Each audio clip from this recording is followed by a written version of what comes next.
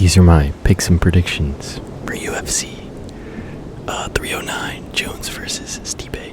But first, I want to talk about Jake Paul and Mike Tyson. That shit went exactly how I expected it to. Jake Paul didn't want to knock him out, so he just took it to decision. Smoked him. Tyson could not move, bro, because he's fucking 60. Makes no sense. That fight should have never been sanctioned. But I want a little bit of money, so shit, I'm happy. Alright. Also, apologies if there's some wind going on. Starting out with Veronica Hardy versus Eduardo Maura. Apparently Maura is pretty big, but Veronica Hardy has been looking good. She looks technical. She looks like actually kind of decent. So I'm going with her. Quick picks this afternoon. Next up, Boss Lopez versus Oban Elliott. I think this is a much closer fight than the odds predict. I think Oban will probably win, but I don't think he'll have much success in the grappling. Oh, shit. Sorry if you could hear that wind.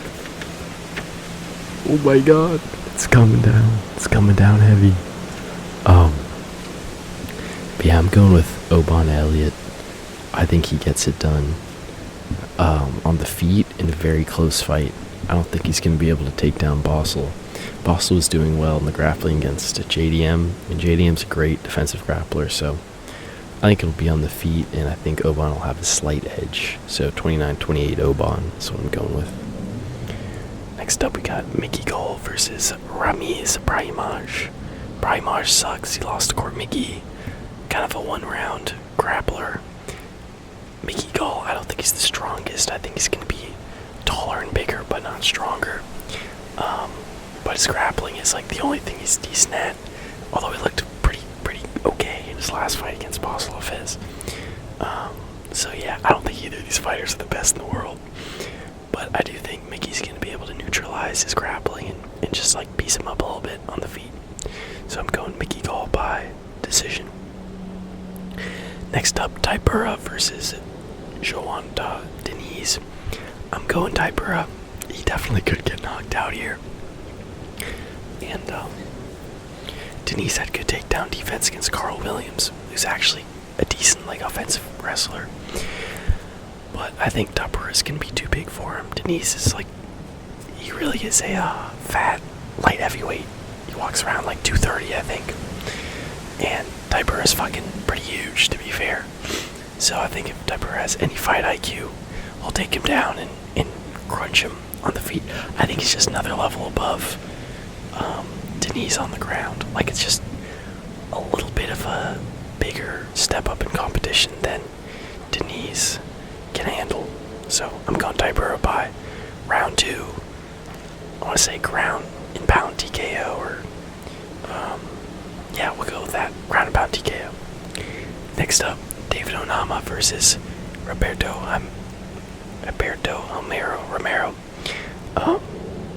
They don't. Oh wait, no, they do have a picture for David Onama. Oh my god, I thought he was. All right, never mind. I'm going David Onama by first round knockout.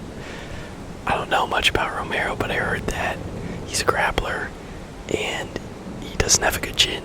And Onama fucking finds people's chins. He's a little bit, not really sloppy, but he's not super technical on the feet, but he always finds that chin. He's got great power. Plus he has really good defensive grappling that we saw against Jonathan Pierce. And I think that'll bode well for him. So I think he stuffs the takedowns and finds his chin. TKO first round. Next up, Jim Miller versus Damon Jackson. This is a pretty close fight, I think. Shit. On paper, I think this is pretty much a pick'em. Jim Miller, good power on the feet, solid grappling. Damon Jackson, just a weird, kind of funky style, offensive grappler. But I do think, I think Damon might be bigger, even though he fought at lightweight previously. He's a pretty big dude. But I think Jim definitely has the the advantage on the feet, I think for sure he could find Damon Jackson. Damon Jackson doesn't have the best chin in the world, but he's pretty tough. So it's really if Damon's able to get his grappling off, or if Jim can find the chin. And I think Jim is good enough to defend the takedowns and kind of crunch Damon Jackson on the feet. So I'm going Jim Miller by round 3 TKO. Actually, round two. Next up, we got Chris Weidman versus Eric Anders. This is a tough one for me too. I think this is a very close fight. Eric Anders kind of like shows up sometimes. He just doesn't really seem to want to fight other times. Chris Weidman looked okay against Bruno Silva. Fucking dropped him with the 1-2 eye poke to both eyes, which was so fucked up.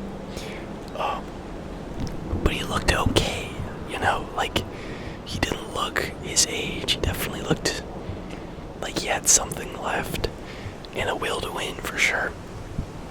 And Eric is kind of hit or miss. I think he beat Young Park, the Iron Turtle, which I think is a great win. I think he got robbed in that fight.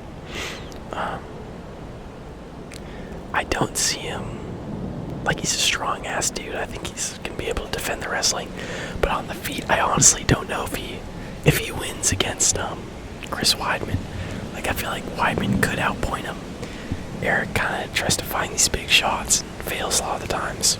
So very close fight. I'm gonna go Eric Anders by split decision. Next up, very fun fight, hopefully. Marcus McGee versus Jonathan Martinez. Fun fact, my coach actually fought Jonathan Martinez. And my coach is a Georgian guy. He trains with Marab. He's got great grappling. And Martinez defended like all of his takedowns. So I think McGee is definitely going to try to grapple here. He's way stronger, kind of stocky built, unorthodox movement he's got.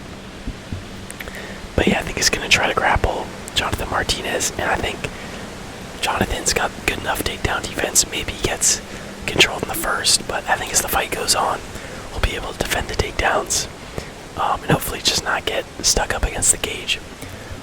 Now on the feet, it's a really interesting matchup because I love Martinez's style. He's like loves his leg kicks.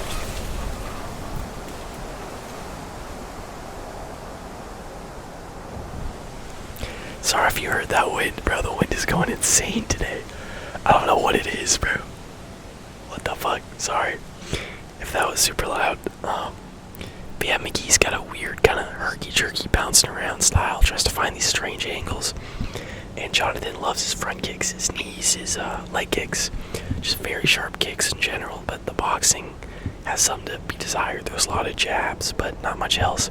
And he did get caught by Davey Grant. This is the fight that I think of when I try to predict this fight. He got caught by Davey Grant on the chin, which was surprising to me. And I could see something similar happening with McGee because McGee loves his hooks. He loves to kind of find his way in and then pop, pop, pop, pop, pop, just throw a bunch of strong hooks and then kind of make his way out. And I could see Jonathan getting caught with one of those.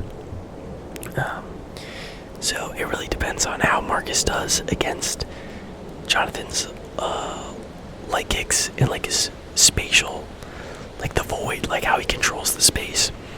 I think if he's able to, and I could see him, like he doesn't stand there and just try to go forward, which is a fighter that I think Martinez excels against.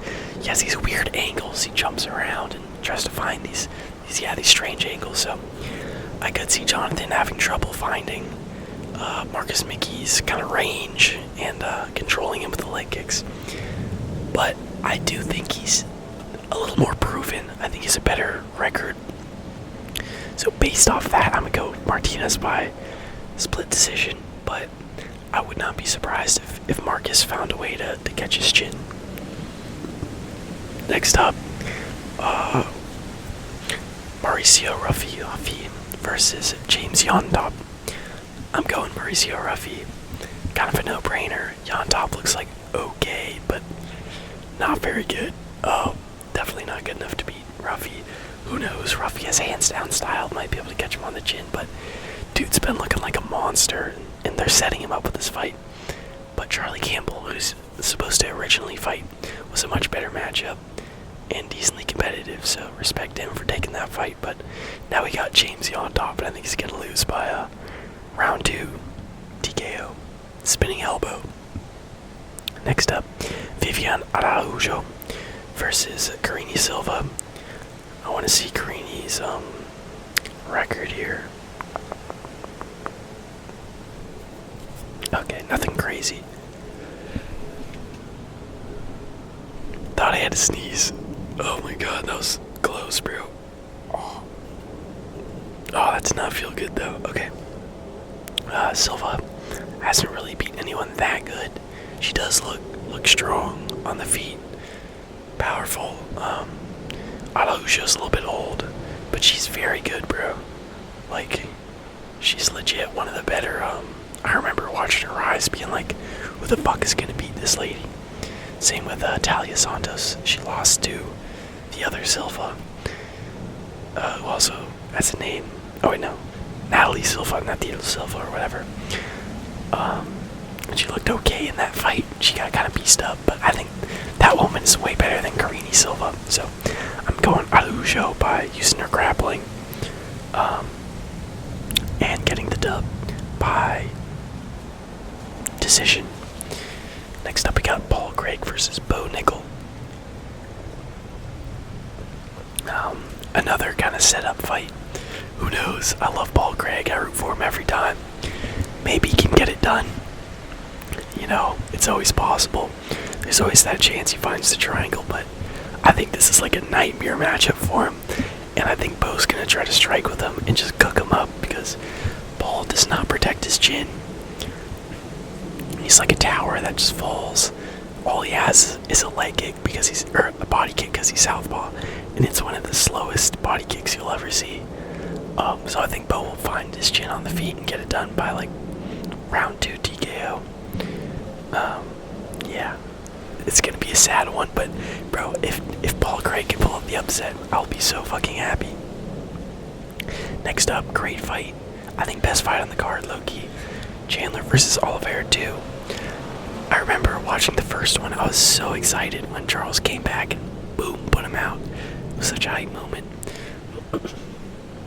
But, yeah. I think Charles is getting it again. He just has way more ways to win. Chandler always can find the chin, and he was kind of crunching Olives in the first round. Their last fight, you know, if we get a smart but aggressive Chandler, he could definitely catch that chin, but I think Charles just has way more tools. Like, Chandler just basically has his boxing, and that's it. Oliveira's way better grappler. Not better wrestler, probably, but definitely better grappler. And on the feet, again, his chin isn't the best, but he has so many tools. Those front kicks, those the clinch, those elbows, knees. Like, he's sharp boxing too. Like, I think Charles just has way more ways to win. And I see him getting it done by submission this time. I think he's going to take a little bit of a safer route than usual. I don't think he's going to strike as much as he did in the first fight. I think Chandler's going to shoot, and he's going to like take his back or get a guillotine and choke him out. So, yeah, very fun fight. I'm excited for this one, but I'm going Charles by round 2 submission. And finally, we got the main event of the evening, Jon Jones versus Stipe Miocic. I am hoping Stipe wins, bro. I am hoping so bad that Stipe wins. The world will be corrected, bro, and I will achieve enlightenment if Stipe knocks his ass out. But I don't see it happening, bro. Jon, again, like the last fight, has way more ways to win, way more tools than Stipe. Stipe is looking bigger than I thought he was. I always remember him being pretty small, so I like that for him. I'm hoping his defensive wrestling is enough. You know, he did okay versus DC, but Jon has a way different build than DC, and I think it's a lot more dangerous on the ground, like once he's got someone down.